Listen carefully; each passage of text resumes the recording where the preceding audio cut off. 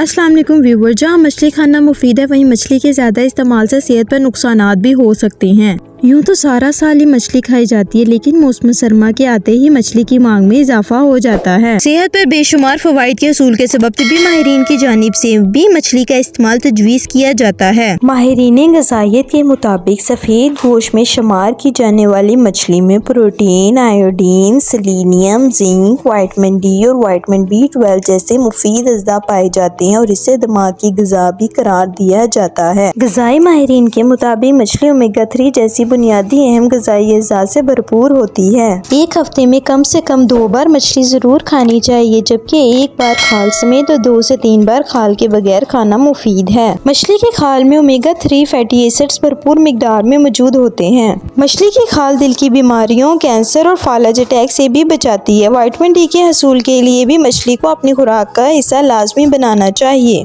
माहिरीन के मुताबिक जहाँ मछली खाना मुफीद है, वहीं मछली के ज़्यादा इस्तेमाल के सबब सेहत पर नुकसानात भी आ सकते हैं। दुनिया भर में समुद्र और दरियाओं में दिन ब दिन गंदगी बढ़ती जा रही है, इसलिए मछली खाने या इसके ज़्यादा इस्तेमाल के नतीजे में अफादियत की बजाय नुकसान भी हो सकता है। For more informative videos, subscribe the channel and press the bell icon.